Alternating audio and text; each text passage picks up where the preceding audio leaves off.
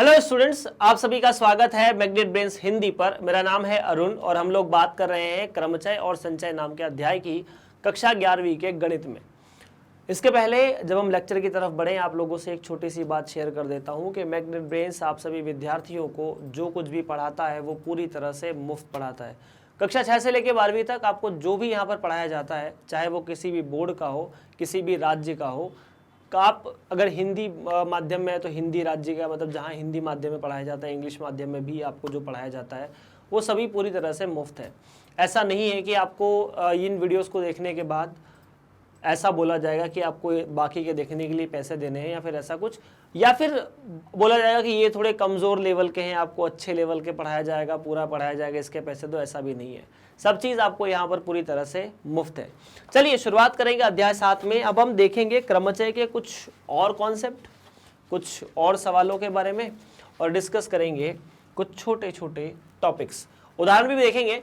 तो बात करेंगे क्रमचय के बारे में। हमने क्रमचय देखा था, क्या था, हमने ये देखा था कि अगर हमें n भिन्न वस्तुओं को जमाना है तो वो क्रमचय है। अब वस्तुएं भिन्न हो या ना हो दिक्कत हो जाएगी। चलिए बात करते हैं सबसे पहले एक छोटी सी प्रमेय की। अब प्रमेय क्या होती है, पहले मतलब हम क्या डिस्कशन कर रहे हैं, क्या नहीं कर रहे हैं, उसके पहले अपन क्रमचय का एक छोटा सा कॉन्सेप्ट और देख लेते हैं। देखिए, मान लीजिए आपके पास n भिन्न वस्तुएं हैं। कितनी? n भिन्न वस्तुएं हैं। और n भिन्न वस्तुओं में से मान लीजिए आपके पास n भिन्न वस्तुएं हैं।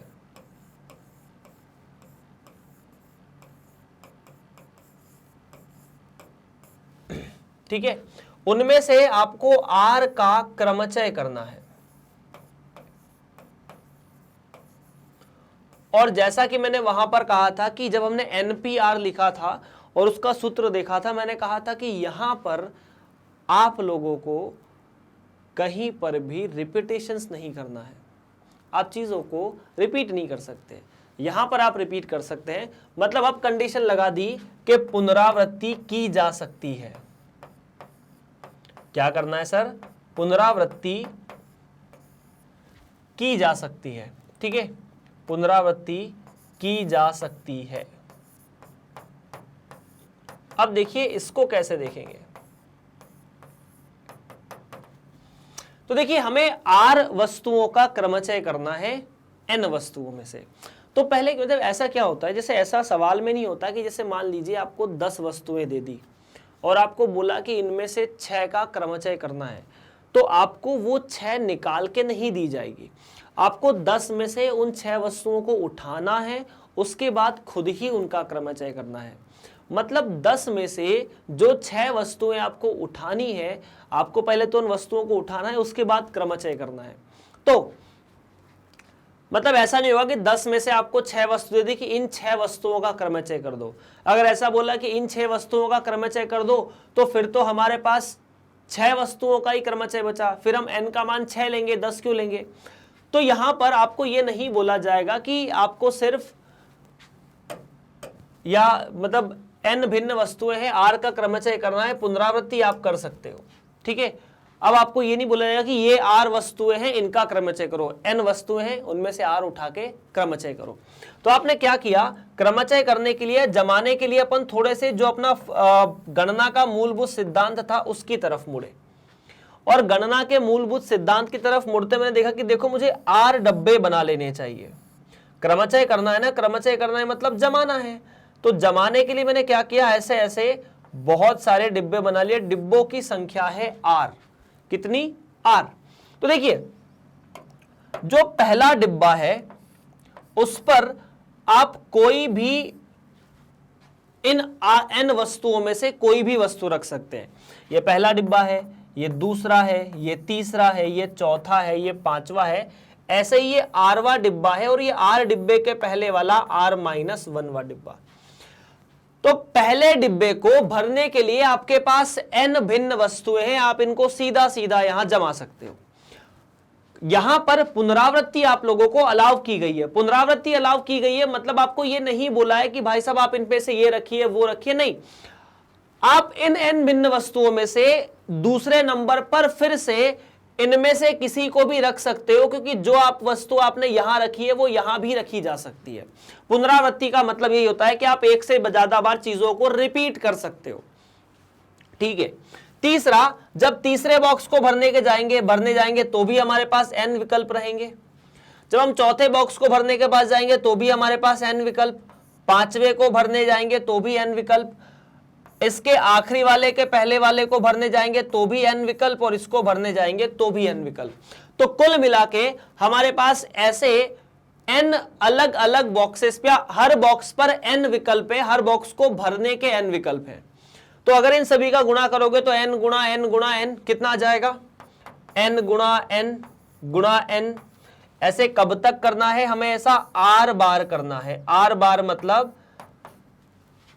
r n का गुणा r बार करना है, और इसका मतलब होगा n की घात r। तो यहां पर आप इस सूत्र को लिख सकते हैं इंपॉर्टेंट तरीके से कि n में से r वस्तुओं का क्रमचय है जब किसी भी वस्तु की कितनी भी बार पुनरावृत्ति की जा सकती है ना। n में से r वस्तुओं का क्रमचय, ये सूत्र है ना, काम देगा। का क्रमचय जब पुनरावृत्ति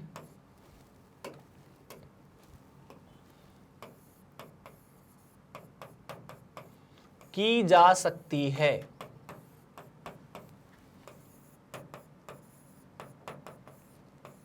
तो ये आ जाएगा n की घात r। कितना आ जाएगा, n की घात r। चलिए, तो मतलब इन पे हम सवाल करने की कोशिश करेंगे। जैसे उदाहरण के लिए बोल दिया कि आपके पास 5 संख्याएं हैं, 5 संख्याओं में से, या 5 अंक हैं, 5 अंकों में से आपको 3 अंक की संख्या बनानी है ना। क्या बोला आपको कि जैसे मान लीजिए आपके पास 1 2 3 4 और 5 है, इनसे आपको 3 अंक की संख्या बनानी है। तो 3 अंक की संख्या बनाने के लिए आप क्या सोचेंगे कि देखो हमें इन 5 में से 3 को लेना है, और आपको यह बोला कि आप पुनरावृत्ति कर सकते हो। तो मैंने क्या कहा कि पुनरावृत्ति अगर कर सकता हूं तो 5 की घात 3 मतलब 125। और ये सवाल अपन ने हल भी किया था जब हम लोग क्रमचय या जब हम लोग गणना के नियम पढ़ रहे थे, और वहां हम गुणन नियम पढ़ रहे थे और पुनरावृत्ति का प्रश्न था। इसको दूसरा हल करने का दूसरा तरीका क्या है कि 3 बॉक्स बना लिए। पहले बॉक्स को 5 तरीकों से भर सकते हैं, दूसरे को भी 5 तरीकों से, और तीसरे को भी 5 तरीकों से। ये जो सूत्र है वो भी इसी तरीके से आया है। तो बस गुणा करोगे तो 5 की घात 3। चलिए आगे बढ़ते हैं। फिर क्रमचय जब सभी वस्तुएं भिन्न नहीं है। यह प्रश्न थोड़ा बढ़िया है। प्रश्न क्या है कि जब सभी वस्तुएं भिन्न नहीं है तब क्रमचय कैसे होगा, और यह टॉपिक थोड़ा समझने का भी है। जैसे मान लीजिए मैं आपसे पूछता हूं कि हमारे पास ए है, या एक शब्द है यस, वाई, ई और एस। इसके जितने भी अक्षर हैं इन सभी से आप कितने नए शब्द बना सकते हैं।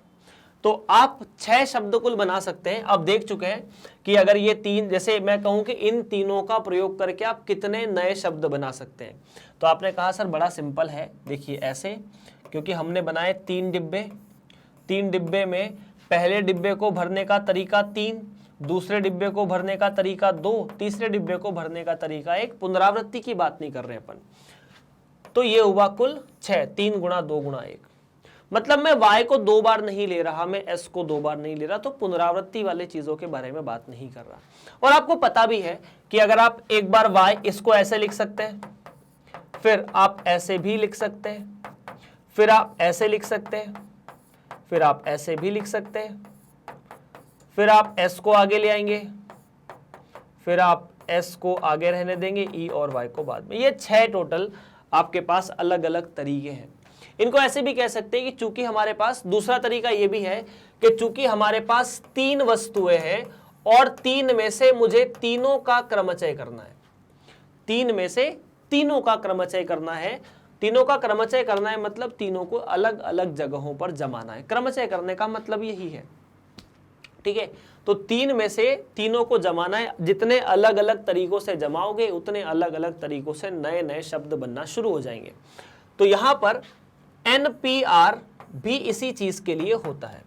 यहां सब कुछ भिन्न है, पुनरावृत्ति नहीं है, बिल्कुल नहीं है। तो 3P3।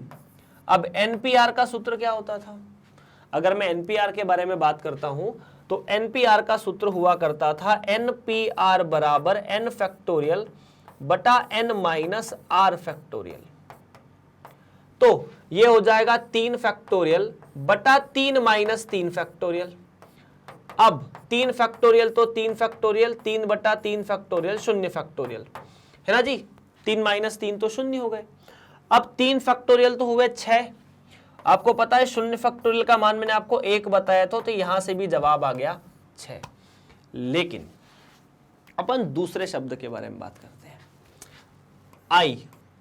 आई के अक्षरों से आप कितने नए शब्द बनाए जा सकते हैं? तीनों अक्षरों का प्रयोग करना है। अब आपके गणित के हिसाब से सर पहले बॉक्स को भरने के 6 तरीके, बिल्कुल सही है। दूसरे बॉक्स को भरने के भी पहले बॉक्स को भरने के 3 तरीके, दूसरे को भरने के 2 तरीके, इस बॉक्स को भरने का 1 तरीका, तो सर हो गए टोटल 6 तरीके गुणा करेंगे तो। लेकिन ध्यान से देखो, आप बना के देखो 6 कौन कौन से शब्द बनेंगे। सर हमने लिखा EYE, गुड है। फिर मैं लिखा YEE, ये भी ठीक है। फिर EEY। क्या इन 3 के अलावा कुछ और आप बना सकते हो? आई के अक्षरों के प्रयोग से कितने नए शब्द बना सकते हो इन 3 के अलावा? इन तीनों का प्रयोग नहीं, मतलब इन तीनों के अलावा और कितने नए बना सकते हो? आपकी गणना के हिसाब से तो आप 6 बना रहे हो ना, तो 6 तो बन नहीं रहे, इन तीनों के अलावा कुछ बन नहीं रहा। तब क्या होगा? अब देखो प्रश्न में यह कि यहां पर Y, E और S तीनों अलग अलग थे, यहां पर I के अंदर 2 E समान है। अगर 2 E समान हो रहे हैं तो 6 हमारे अलग अलग अक्षर नहीं बन रहे हैं, 6 अलग अलग शब्द नहीं बन रहे हैं, सिर्फ 3 ही बन रहे हैं। तो हम इसी टॉपिक के बारे में डिस्कशन कर रहे हैं कि जब n वस्तुएं अलग अलग नहीं होके उनमें से कुछ एक जैसी हो जाए, जब n वस्तुएं अलग अलग ना होके उनमें से कुछ एक जैसी हो जाए। जैसे मान लीजिए मैं लिखता हूं डेली, DELHI। अब इसके अंदर पांचों जो अक्षर है वो अलग अलग है, DELHI। लेकिन अगर मैं लिखता हूं इंडिया, तो इंडिया के अंदर 2 I एक जैसे हैं, ये जो 2 है ये एक जैसे हैं। तो जब मैं दिल्ली के शब्दों अक्षरों से शब्दों नए शब्द बनाने की कोशिश करूंगा तो इस कंडीशन में मैं सोचूंगा कि जो n है वो 5 है और अलग अलग है ना, जो n है वो 5 है पर अलग अलग है। यहां पर n का मान INDI ये 5 तो है पर उनमें से 2 एक जैसे हैं। आप ऐसा नहीं कहोगे कि सर n का मान 4 है क्योंकि ये दोनों तो एक ही है, नहीं नहीं नहीं, ऐसा नहीं कहेंगे। हम कहेंगे n का मान 5 है लेकिन 2 एक जैसे हैं। क्या मेरी बात आपको समझ में आई है? फटाफट हाँ या ना। तो अभी हम ऐसी ही क्रमचयों या ऐसी संख्याओं के क्रम या ऐसे शब्दों के क्रमचयों के बारे में बात करेंगे, अक्षरों के क्रमचयों के बारे में बात करेंगे, वस्तुओं के क्रमचय के बारे में बात करेंगे जब वस्तुएं भिन्न नहीं है। क्या आपको मेरी बात समझ में आई है? अगर वस्तुएं भिन्न नहीं है तो ठीक है क्या? चलिए, तो इस पे 2 छोटी छोटी प्रमेय है, अपन वो देख लेते हैं। तो क्या इस पर मुझे उम्मीद है कि आपको चीज़ें समझ में आ जाएगी और आप समझ भी जाएंगे, है ना। जैसे अगर वस्तुएं भिन्न है तो अलग बात होगी, वस्तुएं भिन्न नहीं है तो अलग बात होगी, ठीक है। वस्तुएं जब भिन्न होती है ना, जब भिन्न होती है तब अपन ये वाले सूत्र का प्रयोग करते हैं, n factorial n minus R factorial, जब ये चीज़ होती है, ठीक है। पर जब वस्तुएं भिन्न नहीं होती तब हम क्या बात करेंगे? तो पहली प्रमेय के बारे में बात करते हैं। देखिए, प्रमेय ऐसी है कि n में से p जो है वो एक जैसे हैं।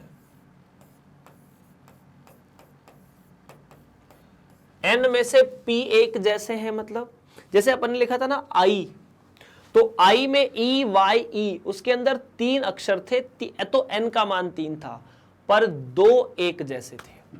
एन का मान 3 था पर 2 एक जैसे थे। उसी तरह एन का मान 4 हो सकता है, 3 एक जैसे हो सकते हैं।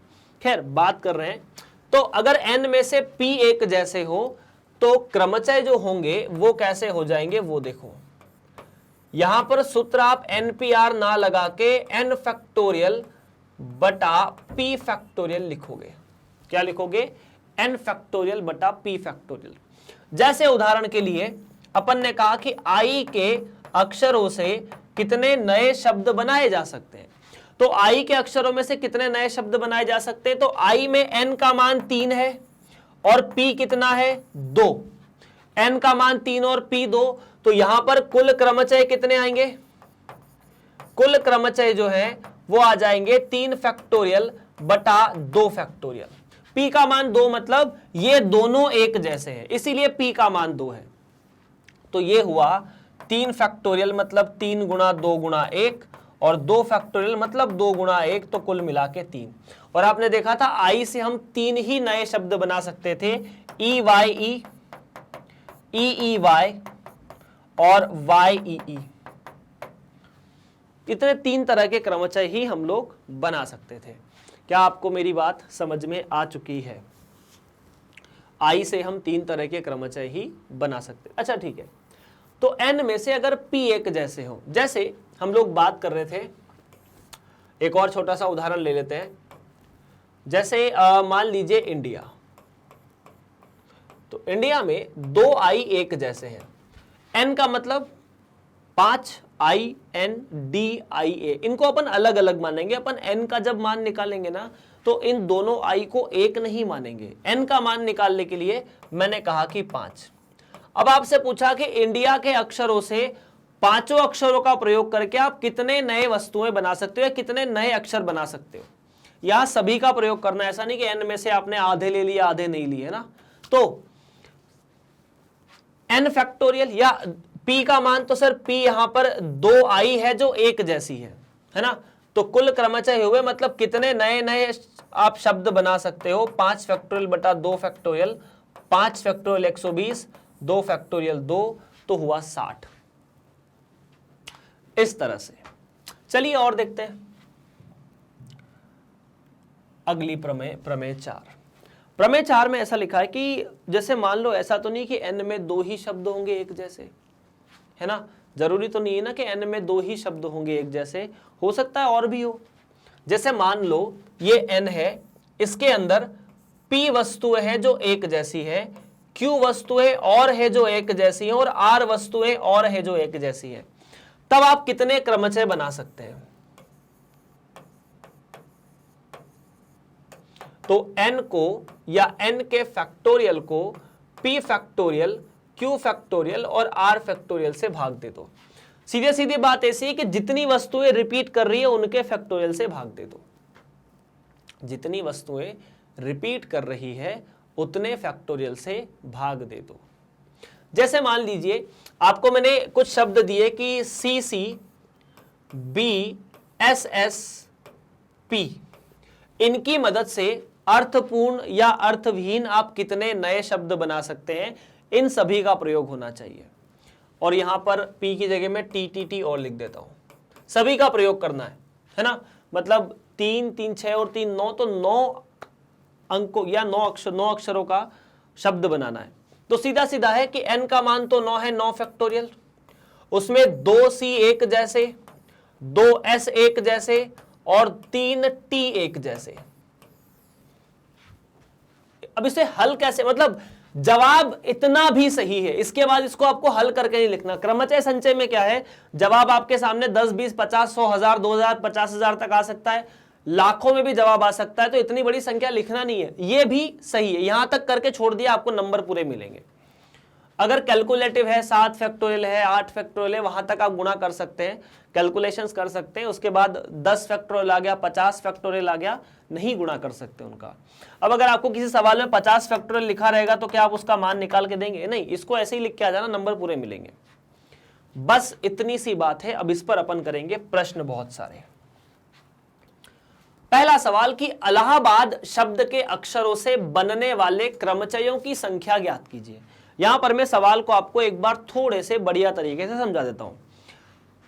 इलाहाबाद में जितने भी अक्षर हैं उन सभी की मदद से आपको एक शब्द बनाना है।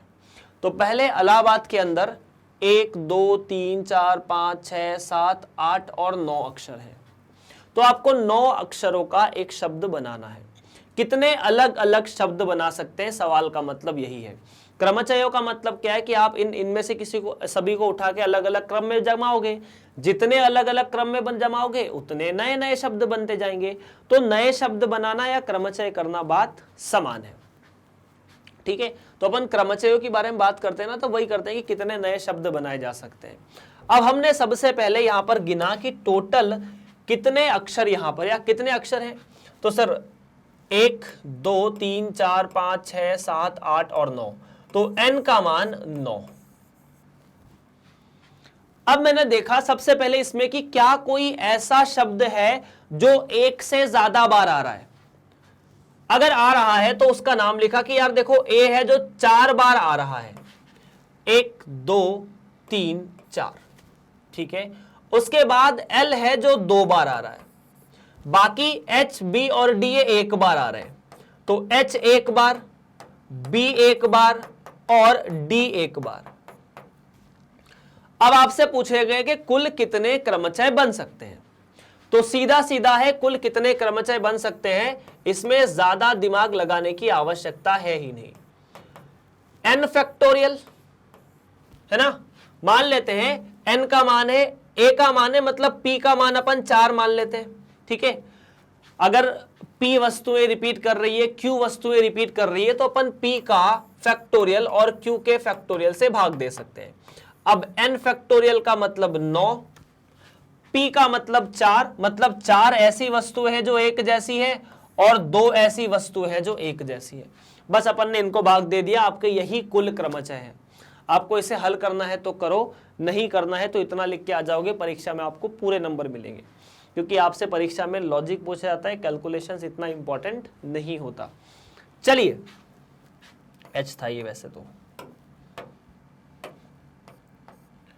क्या आपको मेरी बात समझ में आई है। यहां पर कुल विन्यास, कुल क्रमचय, क्रमचय की जगह आपको एक नया शब्द भी मिल सकता है, शब्द होगा विन्यास।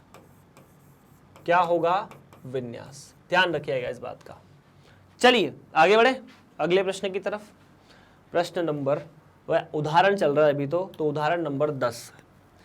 1 से लेके 9 तक के अंकों का प्रयोग करके कितनी 4 अंकों की संख्याएं बनाई जा सकती है यदि अंकों की पुनरावृत्ति की अनुमति नहीं है।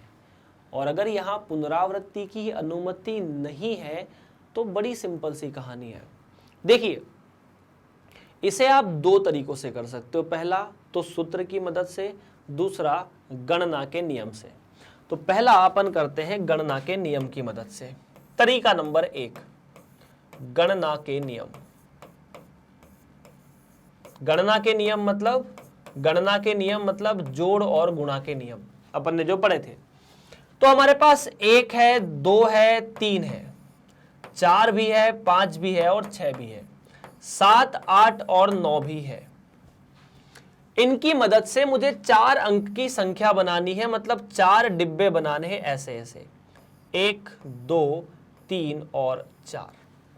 अब इन 4 डिब्बों पर आप क्या क्या रख सकते हैं। तो सबसे जरूरी बात है, पहले डिब्बे पर आप कुछ भी रख सकते हैं इन 9 अंकों में से।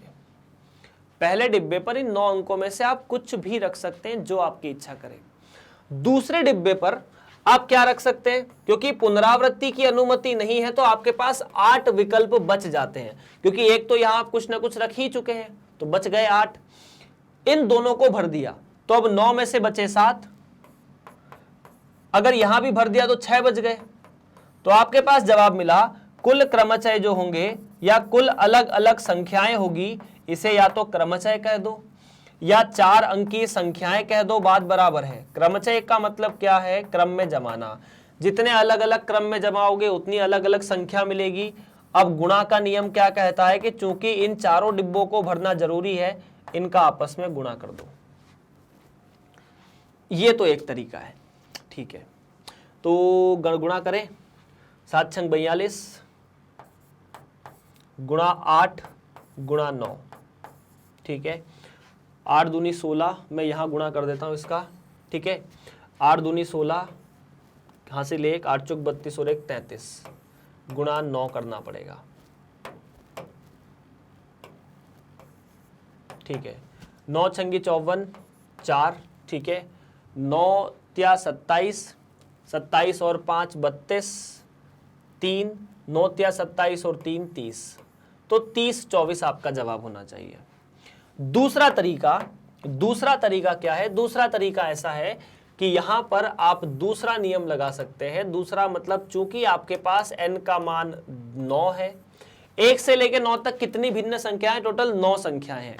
आपको लेनी कितनी है? 4, है ना। तो n में से आप r वस्तुओं को जमाने गए, मतलब 4 वस्तुओं को जमाने गए, ठीक है। अब क्या यहां पुनरावृत्ति की अनुमति है? नहीं है। क्या कोई भी ऐसा अंक है जो 1 से ज्यादा बार आएगा? नहीं आएगा। तो मैं यहां पर सीधा सीधा ये वाला सूत्र लगाऊंगा जो मिलेगा n फैक्टोरियल बटा n माइनस आर फैक्टोरियल। अब n फैक्टोरियल बटा n माइनस आर फैक्टोरियल का मतलब है 9 फैक्टोरियल और 9 माइनस 4 फैक्टोरियल, और ये आ जाएगा 9p4। और इसको निकालने के लिए 9p4 को निकालने के लिए ट्रिक बताई थी कि 9 से लेकर अगले 4 अंकों का गुणा कर दो, तो कितना हो जाएगा? 9 गुणा 8 गुणा 7 गुणा 6, बस इतना सा। यही आपका सही जवाब है। तो ये भी आ गया। अगर ये 9 गुणा 8 गुणा 7 गुणा 6 ये था तो ये भी 30 24 आया, इसमें भी कोई चिंता की बात नहीं है। चलिए तो फटाफट नोट कर लीजिए इस सवाल को, अगर आपको करना है, समझना है और देखना है तो। चलिए तो आगे बढ़े यार। अगला सवाल क्या होगा? अगला सवाल थोड़ा कॉम्प्लिकेटेड हो सकता है, अब देखना थोड़ा मजा आएगा आपको। 100 से लेकर 1000 के बीच कितनी संख्याएं हैं? अब सबसे पहली बात है कि 100 से लेकर 1000 के बीच जितनी भी संख्याएं वो 3 अंकीय है ना, जिन्हें अंक 0 1 2 3 4 और 5 से बनाया जा सकता है। अब यहां पर जो 3 अंक की संख्या है उनमें इनके अलावा कुछ और नहीं होना चाहिए। यदि अंकों की पुनरावृत्ति की अनुमति नहीं है, मतलब आप एक भी अंक को 1 से ज्यादा बार नहीं ले सकते हो, तो आपके पास क्या क्या विकल्प है? 0 है, 1 है, 2 है, 3 4 और 5। मतलब यदि आप कोई ऐसी संख्या बनाते हैं 1 2 3 चलेगा, 3 4 5 ये भी एक चलेगा, 345 455 ये नहीं चलेगा क्योंकि पुनरावृत्ति की अनुमति नहीं है, 504 चलेगा, ठीक है। 624 नहीं चलेगा क्योंकि यहां 6 का प्रयोग नहीं करना है ना। भले ये संख्या हो ये भी नहीं चलेगी क्योंकि 6 7 8 का प्रयोग करना ही नहीं है। तो हमें अब जिन संख्याओं के बारे में बात करनी है उनमें पुनरावृत्ति की अनुमति तो है नहीं। ये आपका काफी सहायक चीज आपको दे दी है कि आप पुनरावृत्ति नहीं करेंगे, और अगर आप पुनरावृत्ति नहीं करेंगे तो आपके पास क्या ऑप्शंस हो सकते हैं। दूसरा, 100 से लेके 1000 के बीच कितनी संख्या है? तो 100 से लेके 1000 के बीच पहली बात तो मैं यहां लिख सकता हूं कि मुझे जिन संख्याओं के बारे में बात करनी है वो 3 अंकीय है।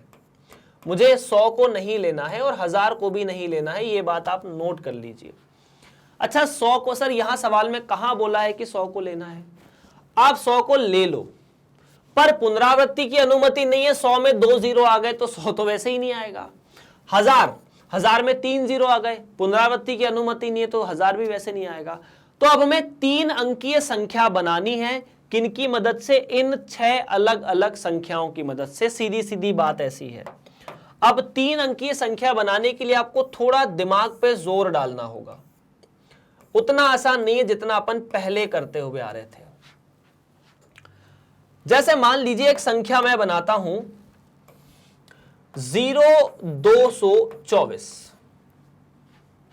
0 122 या 112, 204 240। इसे हटा देता हूं थोड़ी देर के लिए। अब आप खुद सोचो कि 0 24 का मतलब तो 24 हो जाता है, क्योंकि किसी संख्या के आगे अपन 0 लिख रहे हैं उसका कोई मतलब नहीं है। इसका मतलब पहले स्थान पर कभी भी शून्य नहीं आना चाहिए। क्या यह बात आप यहां मानते हैं कि पहले स्थान पर कभी भी शून्य नहीं आना चाहिए? दूसरे स्थान पर शून्य आ सकता है, तीसरे स्थान पर भी शून्य आ सकता है। यदि मैं 3 अंक की संख्या बनाने जाऊंगा तो पहले स्थान पर कभी भी शून्य नहीं आना चाहिए। अगर आप 3 अंक की संख्या बनाने जा रहे हैं तो पहले स्थान पर शून्य नहीं आएगा, मतलब ये पहला जो बॉक्स है यहां पर आप शून्य नहीं रख सकते।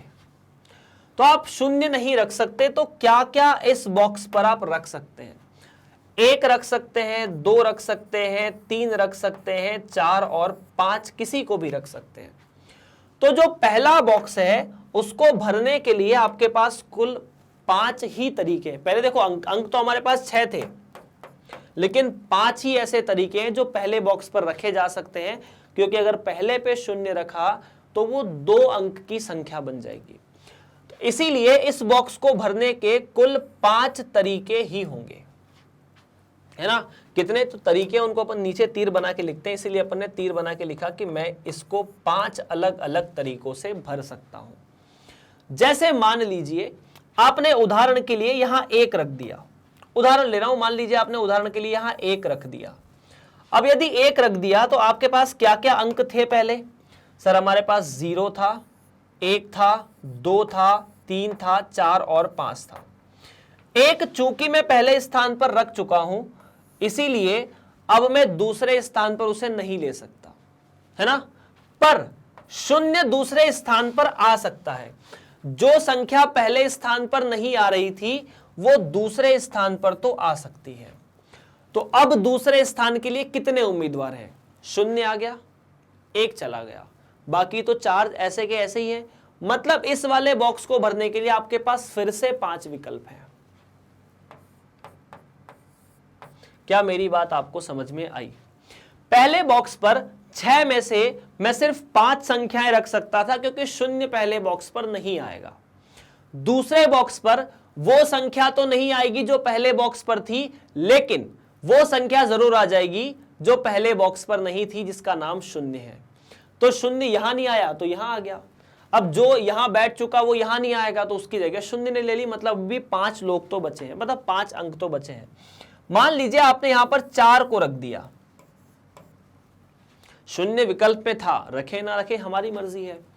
अब हमारे पास यहां बच जाता है 0, 2, 3 और 5। अब इस वाले डिब्बे को भरने के 4 तरीके, तो कुल तरीके हो जाएंगे गुणन के नियम से 5 गुणा 5 गुणा 4, तो 5 चौक 20 और 20 से पंजे 100। तो इतनी ऐसी, मतलब 100 से लेके 1000 तक 100 ऐसी संख्याएं हैं जहां पुनरावृत्ति किसी भी अंक की नहीं है, और आप 0, 1, 2, 3, 4, 5 की मदद से बना सकते हैं। चलिए, उम्मीद है आपको ये प्रश्न समझ में आ चुका होगा। मतलब देखो, कॉन्सेप्ट ऐसा है कि अगर हमें 3 अंक की संख्या बनानी है तो हम पहली पोजीशन पर 0 को नहीं रख सकते। अगर हमें 4 अंक की संख्या बनानी है तो भी हम पहले पोजीशन पर 0 को नहीं रख सकते। अगर हमें 5 अंक की बनानी है, 6 अंक की बनानी है, तो भी पहले पोजीशन पर आप 0 को नहीं रख सकते। उसके बाद आप कहीं भी 0 को रखे चलेगा। चलिए, 12वां सवाल है कि n का मान ज्ञात कीजिए इस प्रकार कि np5 बराबर 42 np3। अब ये थोड़ा लॉजिकल सवाल है, थोड़ा कॉन्सेप्चुअल है और आपको परेशान करेगा। n का मान 4 से बड़ा है, प्रश्न में ये कहा गया है। शायद n का मान 5 से भी बड़ा होना चाहिए, 5 के बराबर, ठीक है। n का मान 4 से बड़ा है तो n का मान 5 हो सकता है ना। n एक प्राकृत संख्या है, 4 से बड़ी प्राकृत संख्या 5, 6, 7, 8, तो n का मान 5 या उससे बड़ा कुछ भी हो सकता है। अब np5 बराबर n42 np3, थोड़ा कॉम्प्लिकेटेड चीजें होगी ये, इन्हें समझने की कोशिश कीजिएगा। np5 बराबर 42 np3, तो सूत्र लगाने की कोशिश करें तो क्या मिलेगा? ये मिलेगा n फैक्टोरियल बटा n माइनस 5 फैक्टोरियल, हाँ जी, बराबर 42 n factorial n minus 3 factorial.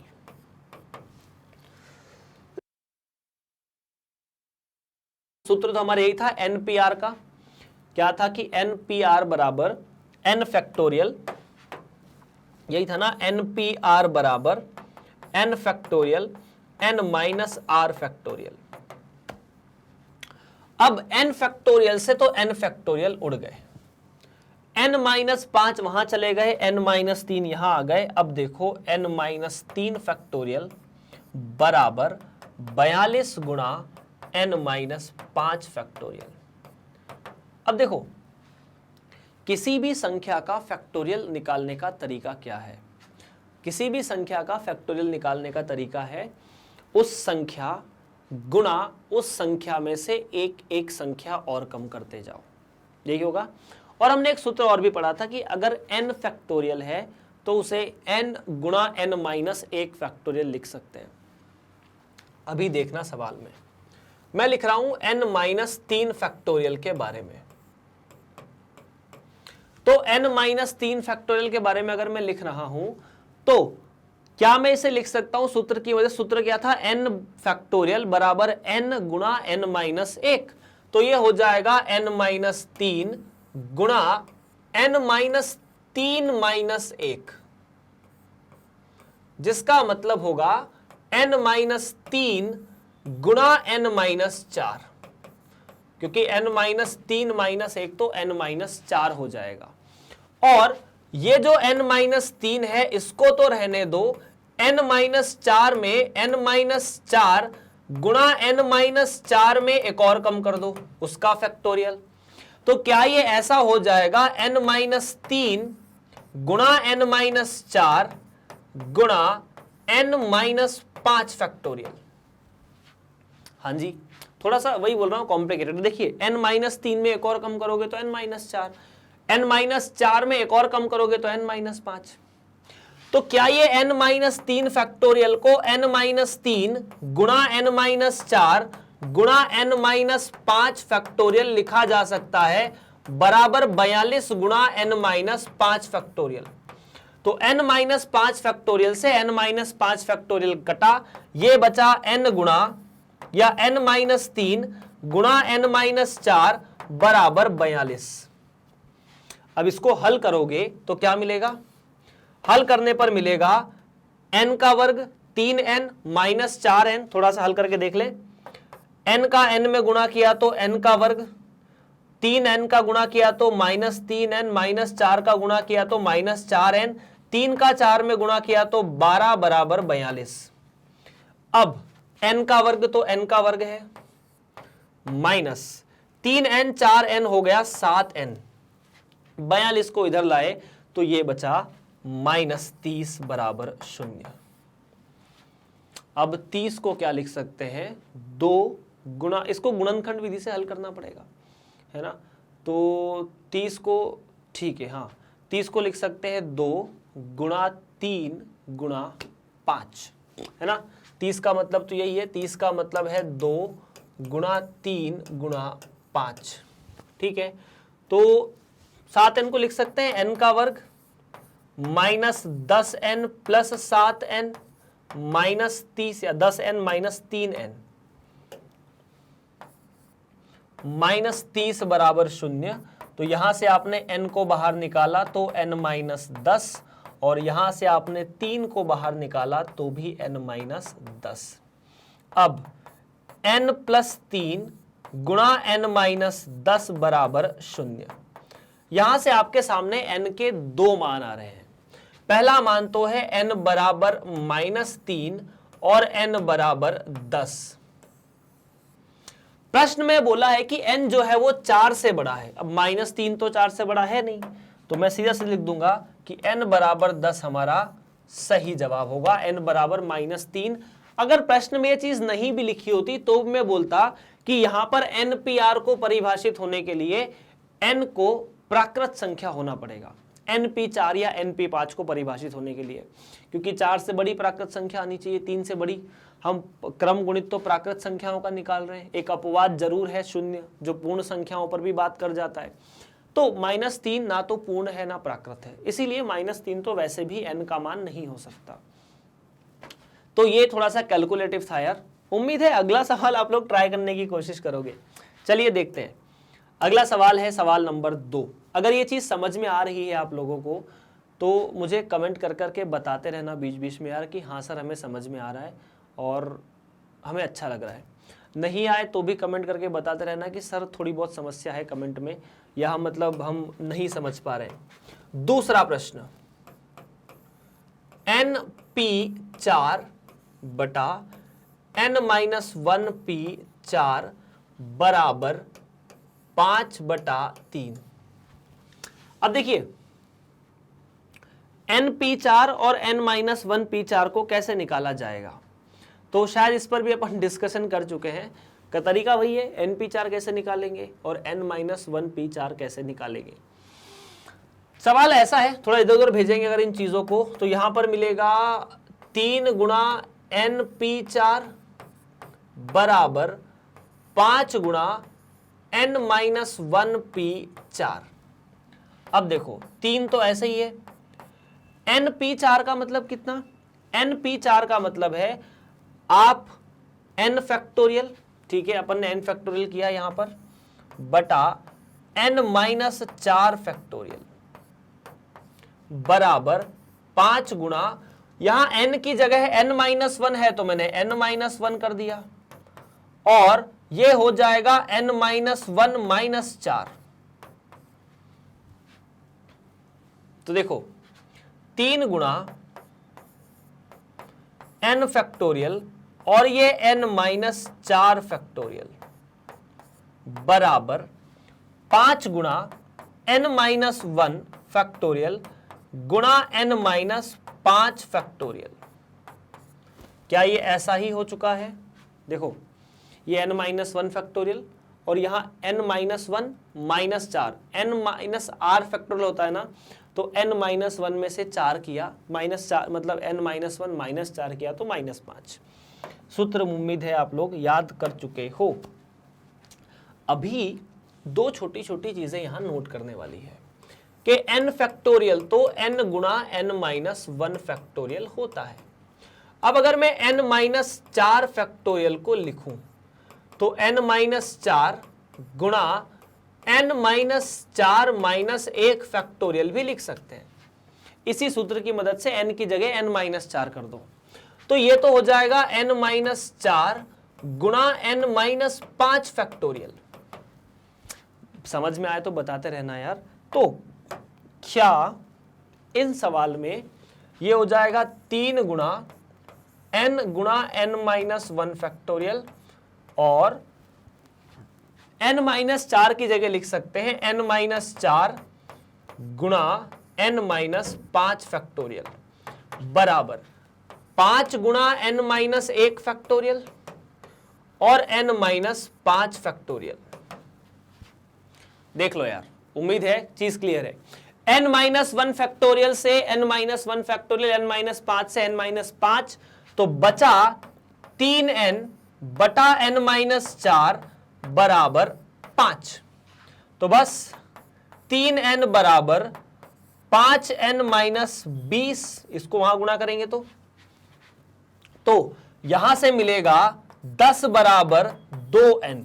इसका मतलब n बराबर, या 10 नहीं 20 बराबर 2n, और n का मतलब 10, वही जो पुराने सवाल में भी आया था। इसका जवाब भी 10 था, इसका जवाब भी 10 था, तो यहां से n का मान 10 आया। कैलकुलेटिव चीजें होती है और ये कैलकुलेशंस आपको परेशान भी करेंगे।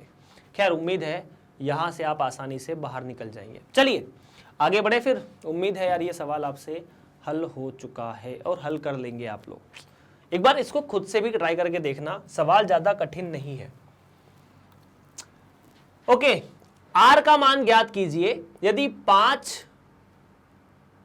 4PR बराबर 6 5PR - 1 हो तो। सूत्र के बारे में बात करते हैं पहले। सूत्र क्या है, तो सूत्र हमें यहां पर लगाना है, एक ही सूत्र है, ज्यादा परेशान नहीं होना। NPR बराबर n फैक्टोरियल बटा n माइनस आर फैक्टोरियल। तो देखो यार, 5 4PR बराबर 6 5PR माइनस 1। तो ये तो 5 है, 4PR का मतलब 4 फैक्टोरियल और 4 माइनस आर फैक्टोरियल। उसी तरह ये 6 गुणा 5 फैक्टोरियल और 6 माइनस आर माइनस 1 फैक्टोरियल। यहां गड़बड़ आप कर सकते हो, इसलिए ब्रैकेट लगा के ही काम करना ना, कोष्टक लगाए बिना आगे मत बढ़ना अगर ऐसी चीजें आती है तो देखो ये तो 5 है गुणा 4 फैक्टोरियल, ये 4 माइनस आर फैक्टोरियल है, ठीक है। 6 को तो 6 लिख दो, 5 फैक्टोरियल को लिख सकते हैं 5 गुणा 4 फैक्टोरियल, और यहां पर अगर ब्रैकेट ओपन करोगे ना तो 6 माइनस माइनस 1 कितना हो जाएगा, 6 माइनस, अच्छा ठीक है, यहां 6 नहीं है 5 है, 5 माइनस माइनस 1, क्योंकि n का मान 5 था तो 5 factorial, 5 minus R minus minus plus मतलब 1 1 हो जाएगा, तो ये हो जाएगा 6 माइनस आर फैक्टोरियल। देख लो एक बार, ब्रैकेट ओपन करोगे तो ये माइनस 1 प्लस बन जाएगा, 5 और 1 6। 4 फैक्टोरियल से 4 फैक्टोरियल गए, 5 से 5 गए, तो आपके सामने जो प्रश्न है वो कुछ इस तरह से बच गया कि 1 बटा n माइनस 4 फैक्टोरियल बराबर 6 बटा r 6 माइनस आर फैक्टोरियल, और 4 माइनस आर फैक्टोरियल है, n माइनस 4 नहीं, 4 माइनस आर फैक्टोरियल। अब थोड़ी बहुत यहां आपको और आपको एडवांस करना होगा। एडवांस क्या करना होगा, देखो ये तो हो जाएगा 6 माइनस आर फैक्टोरियल बराबर 6 गुणा 4 माइनस आर फैक्टोरियल, ठीक है। ओके, अब हम वही सूत्र लगाएंगे, n फैक्टोरियल बराबर n गुणा n माइनस 1। सूत्र वही लगेगा, बस थोड़ा सा अजीब सा आपको दिखने की कोशिश होगी। जब मैं 6 माइनस आर फैक्टोरियल में वो वाला सूत्र लगाने की कोशिश करूंगा, 6 माइनस आर फैक्टोरियल में, इसके बारे में बात कर लेते हैं, 6 माइनस आर फैक्टोरियल के बारे में, इसे यहां रोक देते हैं अपन। तो क्या करेंगे, सबसे पहले 6 माइनस आर लिख देंगे, उसके बाद 6 माइनस आर में 1 कम कर देंगे, उसका फैक्टोरियल। अब 6 माइनस आर में से 1 कम किया तो 6 में से 1 चला गया, 5 फैक्टोरियल, तो ये तो हो जाएगा 6 माइनस आर गुणा 5 माइनस आर फैक्टोरियल, 6 में से 1 ये चला जाएगा। उसके बाद ये 6 माइनस आर है, अब आप क्या करेंगे, इस 5 माइनस आर को भी ऐसे लिखेंगे 5 माइनस आर, और 5 माइनस आर में से अपन ने एक और कम कर दिया, तो ये कितना हो जाएगा, 6 माइनस आर गुणा 5 माइनस आर गुणा 5 में से 1 गया तो 4 माइनस आर फैक्टोरियल। अब इसको इसमें रख दो, 6 माइनस आर फैक्टोरियल की जगह पर आपको मिल जाएगा 6 माइनस आर गुणा 5 माइनस आर गुणा 4 माइनस आर का फैक्टोरियल बराबर 6 गुणा 4 माइनस आर का फैक्टोरियल। अब 4 माइनस आर का फैक्टोरियल 4 माइनस आर के फैक्टोरियल से गया, तो सवाल में एक द्विघातीय बहुपद या द्विघातीय समीकरण बनता हुआ 6 माइनस आर 5 माइनस आर बराबर 6। क्या ये बात हम समझ चुके हैं? अब 6 माइनस आर गुणा 5 माइनस आर बराबर 6, हम इसे हल करने की कोशिश करेंगे। तो उम्मीद है आपने ये नोट कर लिया होगा, और अगर कोई समस्या आती है तो कमेंट करके जवाब जरूर दे देना। मैं इस वाले भाग को थोड़ा हटा देता हूं यहां से, और हमें ये जो द्विघातीय समीकरण है इसे हल करना है।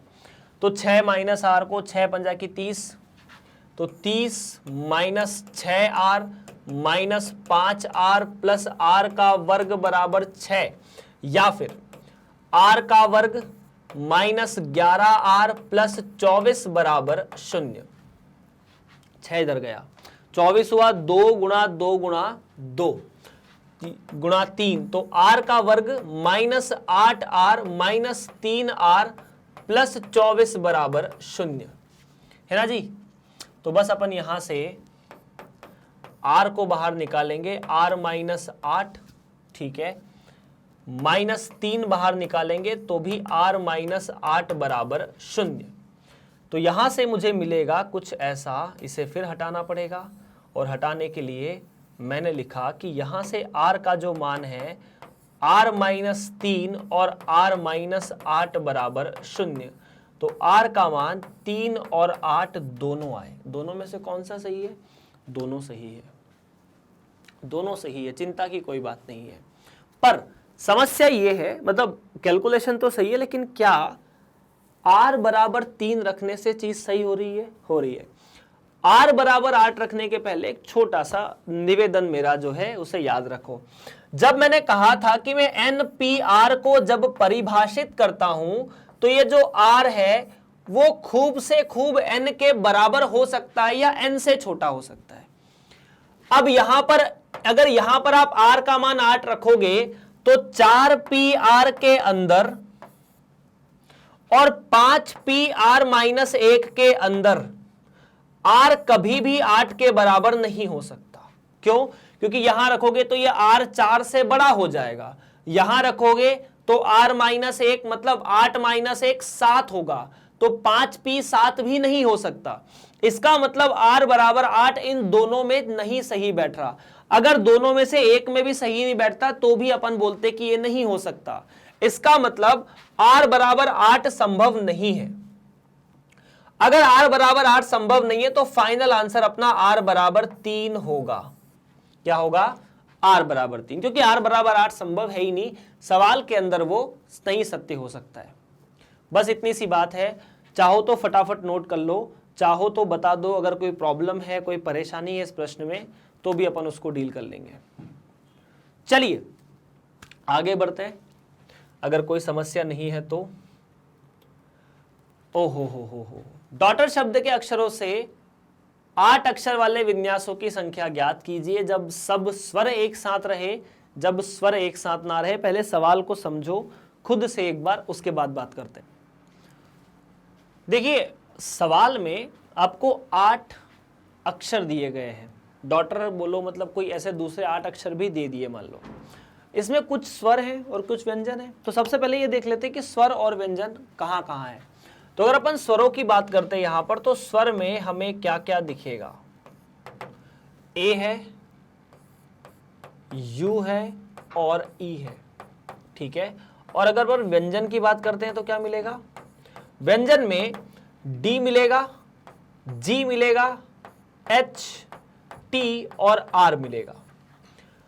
अब आपको सवाल में यह बोला है कि आपको जितने भी तरीके के शब्द बनाने हैं उन शब्दों में स्वर एक साथ होने चाहिए। मतलब अगर आप कोई ऐसा एक शब्द बनाते हैं D G A U E H T R, तो ये तीनों के तीनों एक जगह बैठे हुए हो। दूसरा ऐसा भी कर सकते हैं डी ए यू ई और उसको इसमें इसी में अपन चेंज करते हैं डी जी यू ए ई और एच टी आर। अपन ने किसी को नहीं बदला, सिर्फ ये जो स्वर हैं उनकी पोजीशन ही बदली, या स्वर की रहने दी, इन शब्दों को बदल दिया। तो ऐसे बहुत कुछ चीजें संभव है। अब ऐसे सवालों या ऐसे प्रश्नों को हल करने के लिए आपको थोड़ा सा अलग हटके सोचना पड़ेगा। आपके पास 3 स्वर है, 5 व्यंजन है, कुल 8 अक्षर हैं, और इन 8 की मदद से आपको एक नया शब्द बनाना है जिसमें स्वर एक साथ रहे। अब छोटी सी बात यहां अपन फिर से नोट करते हैं। नोट ये करते हैं, इसको याद रख लो कि अगर n वस्तुएं हैं और n में से आपको n वस्तुएं ही जमाना है, मैं इसको करा भी देता हूं कि अपन लिखते हैं ना NPR बराबर n फैक्टोरियल और n में से r फैक्टोरियल। अगर r बराबर n हो जाए, इसी सूत्र में यदि r बराबर n हो जाए तो npn बराबर n फैक्टोरियल और ये n माइनस n फैक्टोरियल। अब चूंकि n माइनस n फैक्टोरियल तो शून्य होता है या शून्य फैक्टोरियल होता है, और शून्य फैक्टोरियल अपन जानते हैं कि एक फैक्टोरियल के बराबर है, तो ये मिलेगा n फैक्टोरियल। बस इसे याद कर लो, नोट कर लो। नोट करके ऐसे याद रख लो कि अगर हमारे पास n वस्तुएं हैं और हमें n में से n वस्तुओं को एक साथ जमाना है तो तरीका होगा n फैक्टोरियल। ठीक है सर जी, n में से मतलब n में से 10 नहीं जमानी, 20 नहीं जमानी, अगर 5 वस्तुएं हैं तो 5 को जमाना है, 6 है तो 6 वस्तुओं को जमाना है, 7 है तो 7 को जमाना है बिना किसी पुनरावृत्ति के। ठीक है, तो अभी इस मुद्दे पर भी अपन ज्यादा बहस नहीं कर सकते। जिस मुद्दे पर हमें बहस करनी है अपन उस मुद्दे पर आते हैं। मुद्दा है कि हमें स्वर को एक साथ लाकर कुछ विन्यास बनाने हैं। तो जब भी ऐसा करना हो, जिन्हें एक साथ रखना हो, उनको बांध के रख दो। कैसे बांध के रख दें?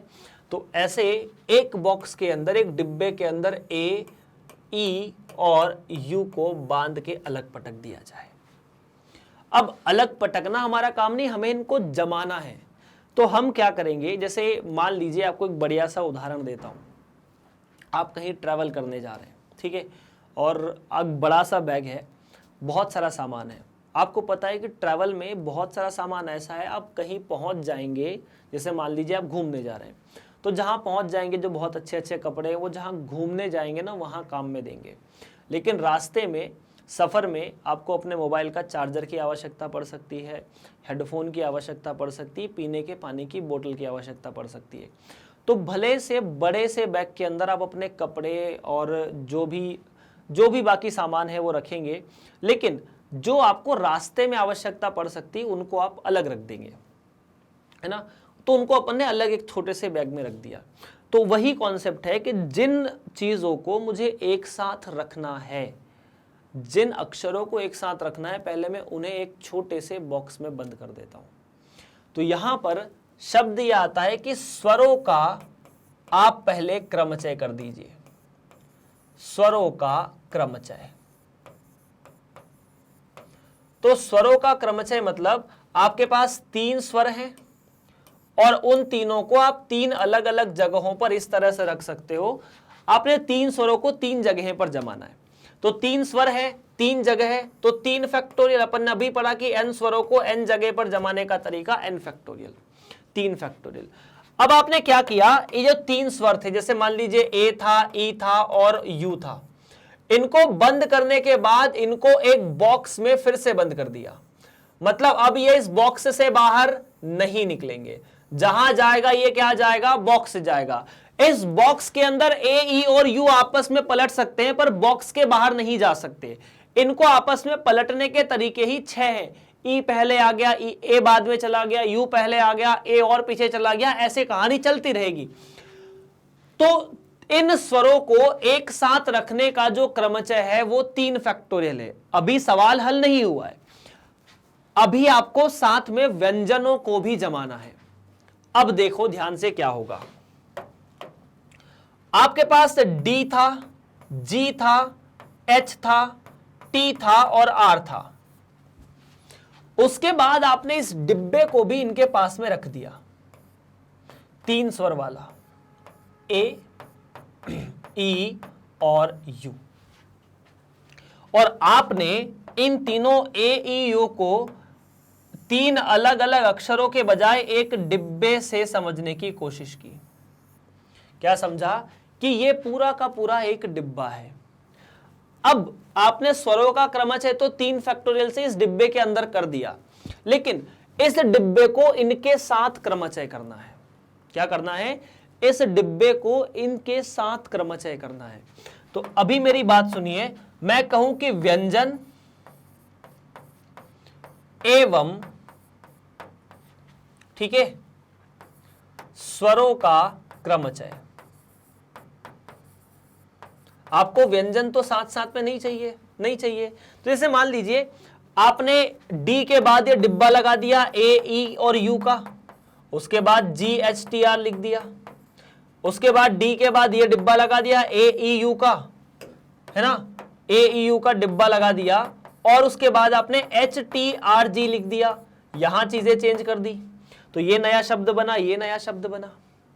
तो स्वरों और व्यंजनों के क्रमचय में क्या ध्यान रखना है कि एक तो D है, एक G है, ठीक है, एक H है, एक T है, एक R है, 5 तो ये हो गए, और एक ये डिब्बा है, कुल 6 चीजें।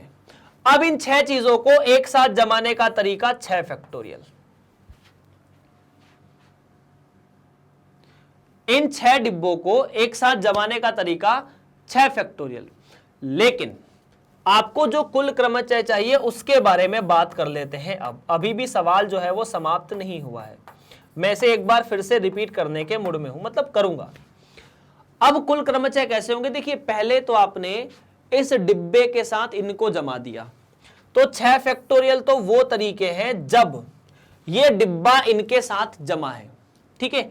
लेकिन डिब्बे के अंदर जो 3 योद्धा हैं वो भी तो आपस में युद्ध करेंगे, मतलब वो भी तो आपस में जम सकते हैं, वो भी आपस में जम सकते हैं, तो उनके आपस में जमने के तरीके को गुणा करना पड़ेगा।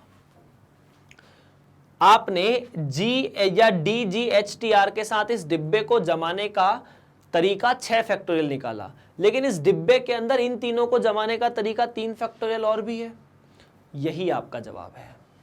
तो 6 फैक्टोरियल 720 गुणा 6, 6 दूनी 12, ठीक है, और 6 सतो 42 और 1 43, तो 4320। एक बार इसको अपन फिर से रिपीट कर लेते हैं। देखिए हमें स्वरों को एक साथ रखना था, हमने स्वरों को एक साथ बंद कर दिया एक डिब्बे में, ठीक है, और उस डिब्बे को बाकी व्यंजन के साथ रख दिया, तो 5 व्यंजन और एक ये डिब्बा, इनको जमाने का तरीका 6 फैक्टोरियल। अब उस डिब्बे के अंदर जो 3 A, E और U है वो भी आपस में जमेंगे। अब जैसे मान लो आपने क्या किया था, इसी प्रश्न में आपने इन्हें नहीं बदला था, AEU था। अगर आप चाहते तो DGHTR को तो जैसा था वैसा रख देते, इसे बदल देते UEA, तो नया शब्द बन जाता। अब इसी तरह से हम बात करेंगे इस मामले को लेकर। क्या ये बात क्लियर है? क्या आपको ये बात क्लियर है? यहां पर स्वर जो है वो एक साथ ही थे, यहां पर स्वर जो है वो एक साथ ही थे। क्या बात क्लियर है क्या? ओके, अब अगला है कि जब स्वर एक साथ ना रहे तो आप पहली कंडीशन को, जब स्वर एक साथ है, आपने एक नई कंडीशन निकाली कि इनके अक्षरों से मैं कितने नए शब्द बना सकता हूं, जिसमें चाहे स्वर साथ में हो या ना हो कोई दिक्कत नहीं है, जिसमें स्वर साथ में हो या ना हो कोई दिक्कत नहीं है। तो आप कहोगे कि वो तो निकल जाएगा, फिर उसमें से ये वाले केस घटा दो जब सारे के सारे स्वर एक साथ हैं, तो जो बच जाएंगे वो वाले केस कौन से होंगे, जब कोई स्वर या जब सारे स्वर एक साथ नहीं है। अगर आपने ये नोट कर लिया हो, इसे नोट कर सकते हैं, पहले का जो जवाब है वो है 6 फैक्टोरियल गुणा 3 फैक्टोरियल, ताकि अपन इसे मतलब अगले सवाल की तरफ चले, अगले प्रश्न की तरफ चले। क्या ये पहला वाला भाग समझ में आया ना? पहले वाले भाग में सिर्फ इतना है कि सबसे पहले सारे स्वरों को एक साथ लेकर उनका क्रमचय कर दो 3 फैक्टोरियल, उसके बाद इस डिब्बे को एक चीज मानकर बाकी सबके साथ क्रमचय 6 फैक्टोरियल और दोनों का गुणा कर दो, क्योंकि इनका जमना है जरूरी, साथ में इनका भी आपस में जमना जरूरी है, इसलिए गुणा कर दिया। चलिए, तो पहले वाले का जो जवाब है वो है 6 फैक्टोरियल गुणा 3 फैक्टोरियल।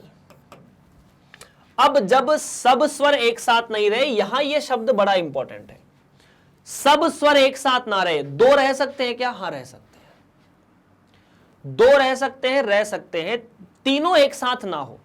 अगर कोई शब्द ऐसा बनता है ना, जैसे डॉटर है, तो डॉटर के अंदर DAU, ये दोनों एक साथ हैं, कोई दिक्कत नहीं है, ये चलेगा, हमें जवाब के अंदर ऐसा शब्द चलेगा। ई अलग है, सारे स्वर तो एक साथ नहीं है ना। अगर यहां ये सब शब्द हट जाता और लिखा रहता कोई शब्द एक साथ नहीं है, तो मेथड पूरी बदल जाती, कोई स्वर एक साथ नहीं है में ये चीज अलग आती है ना। जैसे अगर अपन लिख रहे हैं ना कि सब स्वर एक साथ नहीं रहे, तो ये सब स्वर एक साथ नहीं रहे वाले केस के अंदर काउंट होगा, क्योंकि ये दो तीनों एक साथ नहीं है। अब अगर मैं सब स्वर की जगह लिख देता कोई स्वर एक साथ नहीं रहे, तो ये दोनों एक साथ हो गए, इसलिए ये उस केस में नहीं आएगा। तो सब स्वर एक साथ रहे पर अपन बात कर लेते हैं, सब स्वर एक साथ ना रहे पर बात कर लेते हैं। तो सब स्वर एक साथ रहे के तरीके तो इतने हैं। अब सब स्वर एक साथ ना रहे, इसका जो तरीका होगा वो कुछ ऐसा होगा। सब स्वर एक साथ रहे या ना रहे, इसके जो केस है वो है बराबर कुल विन्यास, मतलब कुल कितने अलग अलग शब्द बना सकते हो जिसमें स्वर एक साथ रहे, ना रहे, दो स्वर एक साथ रहे, तीन स्वर एक साथ रहे, उसमें से वो घटा दो जहां सब स्वर एक साथ है, जहां पर सब स्वर एक साथ है।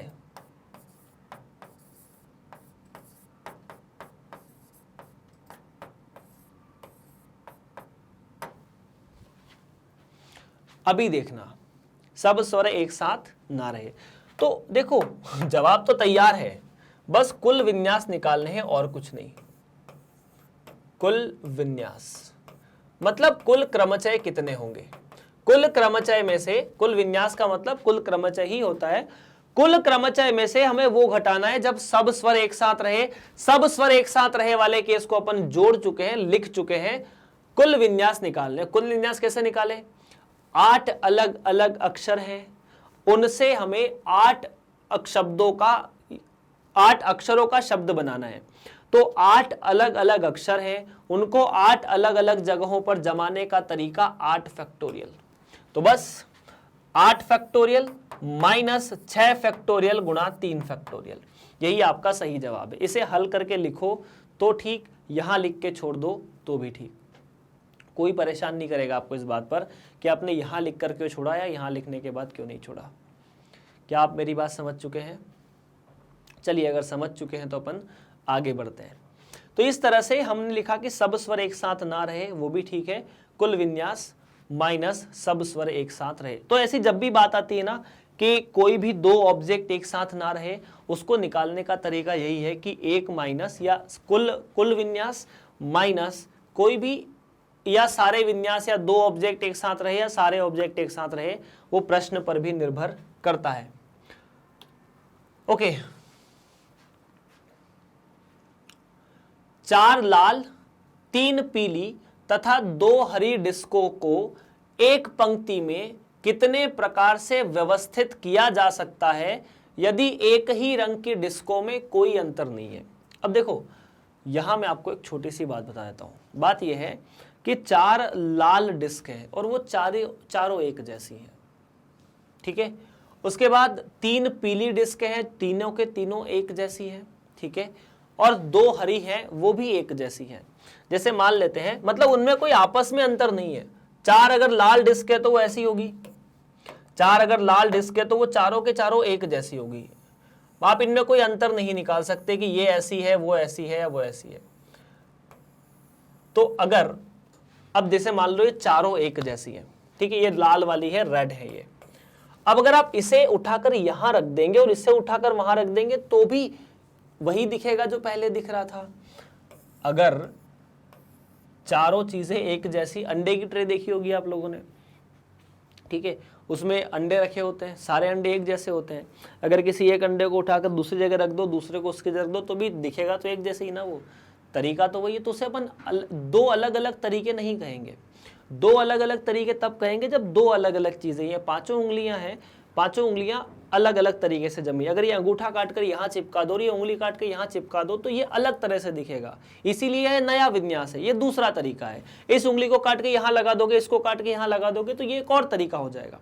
लेकिन अगर ये चारों उंगलियां, 5 उंगली बराबर होती, एक जैसी होती, फिर किसी को भी काट के कहीं लगाओ तो जैसा पहले था वैसे ही बन जाएगा। इसीलिए ये चारों एक जैसी है।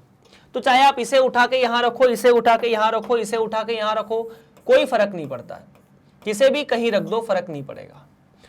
तो जब चीजें एक जैसी होती है तो उनसे हम एक ही क्रमचय बना सकते हैं। हाँ, ऐसा हो सकता है कि आप अगर एक डिस्क ले लोगे तो एक दिखेगा, 2 ले लोगे तो 2 डिस्क दिखेगी, 3 ले लोगे तो 3 डिस्क दिखेगी, 4 ले लोगे तो 4 डिस्क दिखेगी। लेकिन मतलब यही 4 तरीके हो सकते हैं इनको अलग अलग तरह से देखने का। खैर, 4 लाल है, 3 पीली है, 2 हरी है, ठीक है। अब उसके बाद 3 तो पीली है, ऐसी कुछ, ठीक है, और 2 हरी है, येलो और ग्रीन। देखो, हाँ, एक बात है कि ये जो 4 लाल है वो चारों हरी या 3 हरी से तो अलग ही होगी, कलर में तो अलग दिख जाएगी।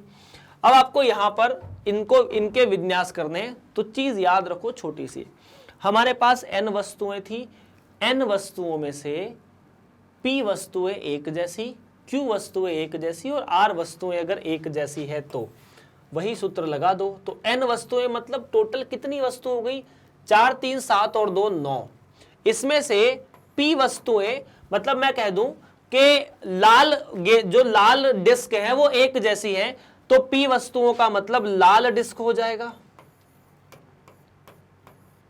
और लाल डिस्क जो है वो 4 है। q वस्तुओं का मतलब पीली डिस्क कह दो, और पीली जो डिस्क है वो भी 3 ही है, और r का मतलब हरी डिस्क कह दो, और हरी जो डिस्क है वो भी कुल मिला के 2 है, और ये कुल डिस्क है ना। तो अब यहां से कितने क्रमचय बना सकते हो, कितने अलग अलग तरीकों से व्यवस्थित कर सकते हो, व्यवस्थित करने का मतलब कितने क्रम में जमा सकते हो, क्रम का मतलब कितने क्रमचय कर सकते हो।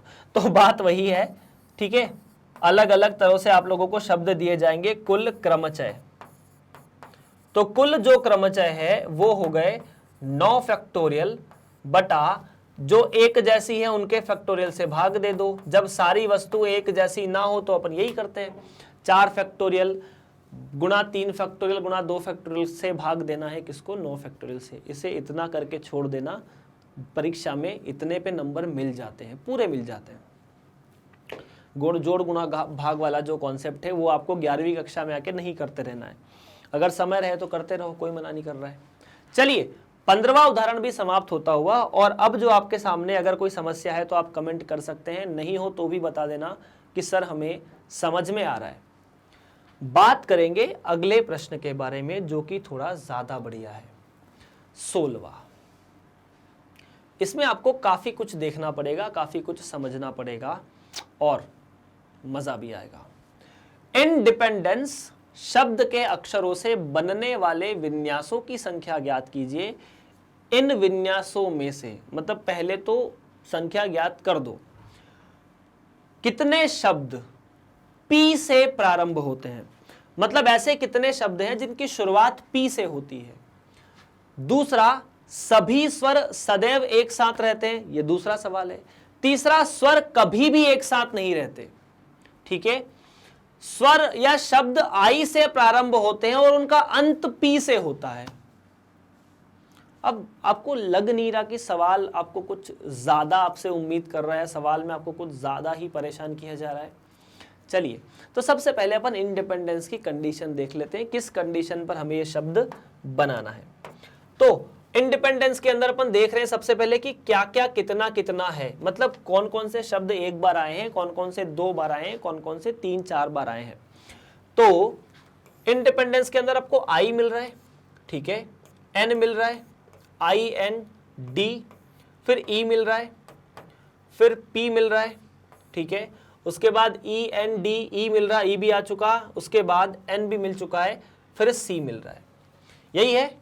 तो अब देखते हैं आई कितनी बार है, तो आई तो एक ही बार है,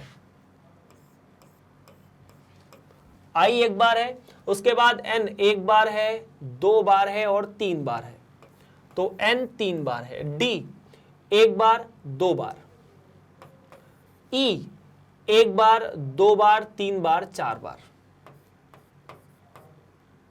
पी एक ही बार है, और सी भी एक बार है शायद, बिल्कुल काउंट कर लो टोटल यहां से और वहां से, तो कोई कैलकुलेशन में छूटेगा नहीं।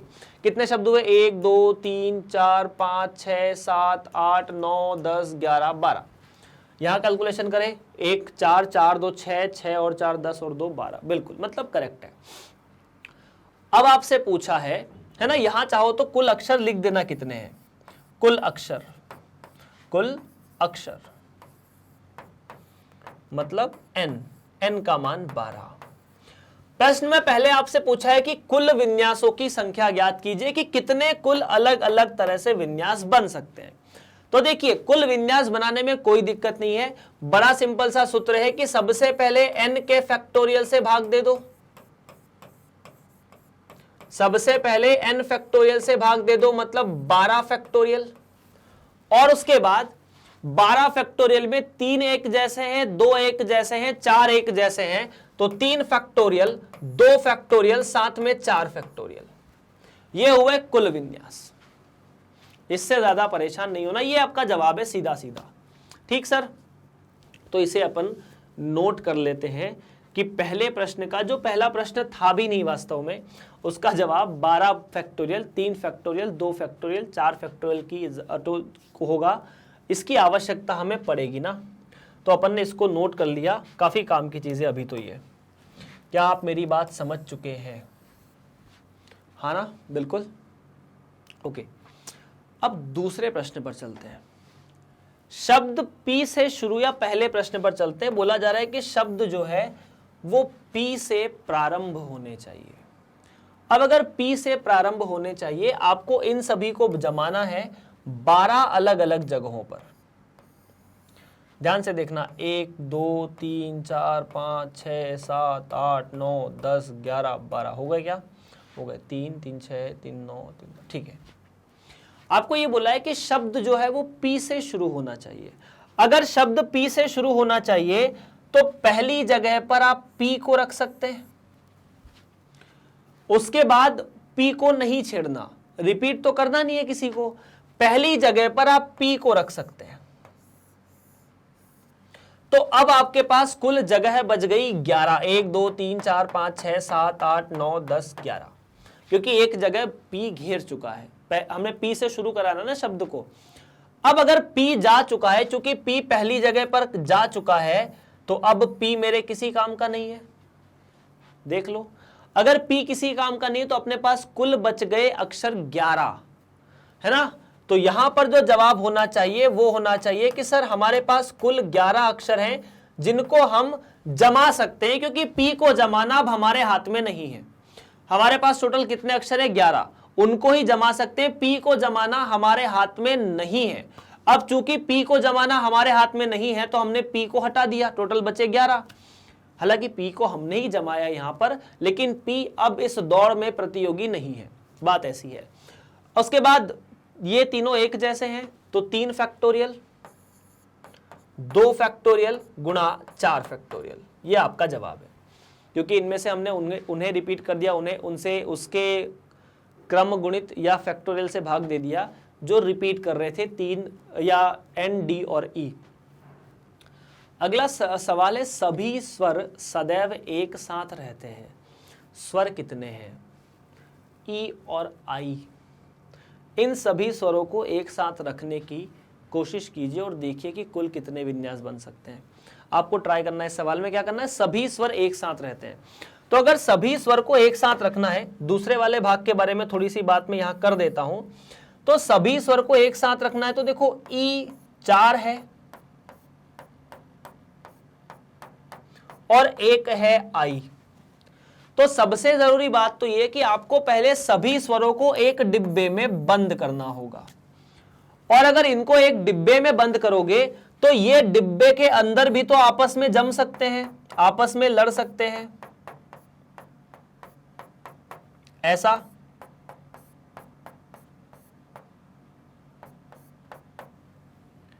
आई इधर आ जाएगा, मतलब, और यह हो सकता है कि आई यहां भी आ जाए। तो ये 5 तरीकों से तो सारे स्वर एक साथ हो सकते हैं कि पहले 4 ई फिर आई, फिर 3 ई फिर आई ई, फिर 2 ई आई फिर ई ई, मतलब इस तरह से कुल 5 तरीके हैं जहां से ये सारे स्वर एक साथ रह सकते हैं। उसके बाद इन 5 तरीकों को हमें किसमें गुणा करना होगा, हमें गुणा करना होगा इनको एक डिब्बे में बंद करके, उस डिब्बे को व्यंजनों के साथ लिखने में। अपन इस सवाल को कर चुके हैं, एक बार आप ट्राई कीजिए कैसे हल करते हैं। तो सभी स्वर एक साथ रहते हैं। अब अगर सभी स्वर एक साथ रहते हैं तो देखो तरीका वही है जो मैं आपको एक्सप्लेन कर चुका हूं। पहले तो ये कि सभी स्वर अगर एक साथ रह रहे हैं तो दूसरे सवाल का जवाब जब हम लोग कर रहे हैं जहां लिखा है कि सभी स्वर एक साथ रहने हैं,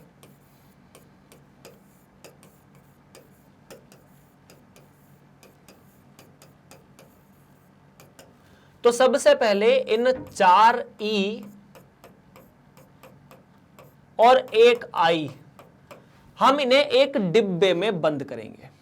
अब इनको डिब्बे में बंद करके लिखेंगे, अगर इनको डिब्बे में बंद करेंगे तो ये ऐसा हो सकता है कि आई पहले हो जाए, ई बाद में हो जाए, मतलब इन 5 को डिब्बे के अंदर भी क्रमचय किया जा सकता है।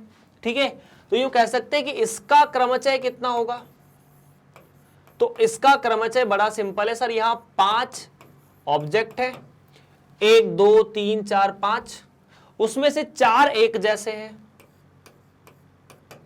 4 फैक्टोरियल, तो 5 फैक्टोरियल बटा 4 फैक्टोरियल।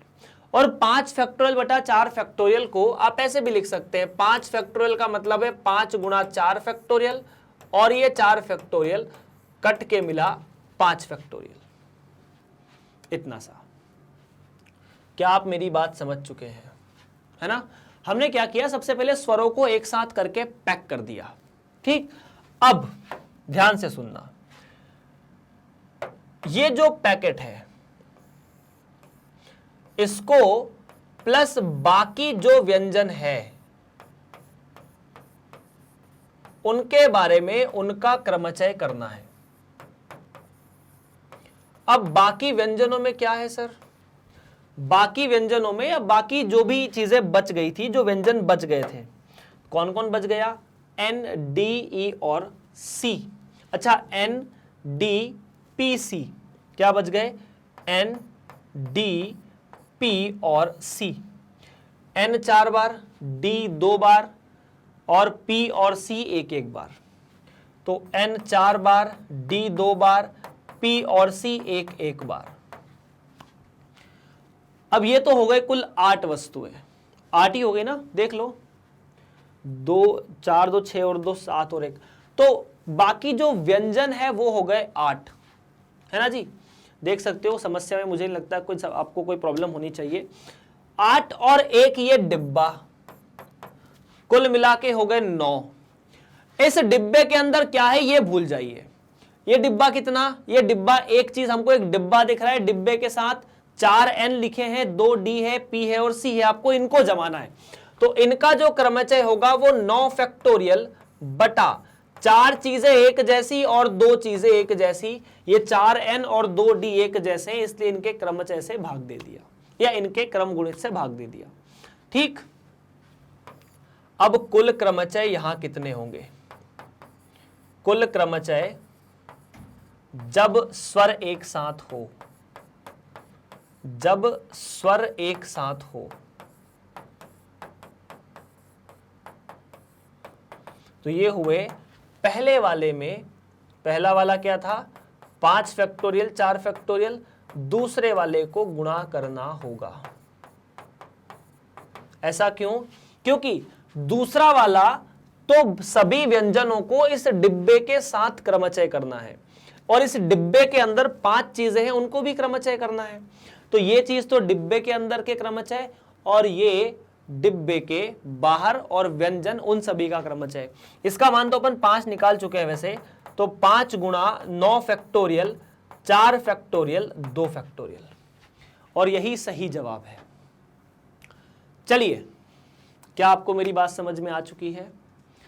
अगर आ चुकी है तो तीसरा सवाल आप बड़ी आसानी से कर सकते हैं। फटाफट बोलते ना बात समझ में आई या नहीं आई, है ना? अगर आ गई हो तो बताते रहना यार। तीसरा सवाल क्या है कि स्वर कभी भी एक साथ नहीं रहते। स्वर कभी भी एक साथ नहीं रहते तो कोई बात नहीं, कुल विन्यासों में से वो विन्यास घटा दो जब स्वर एक साथ रहते हो, बस। तो तीसरे सवाल का जवाब क्या होगा, स्वर एक साथ नहीं रहते, इसका मतलब कुल विन्यास जितने भी आपने निकाले थे उसमें से वो घटा दो जब स्वर एक साथ रहते हो, जब स्वर एक साथ होते हो।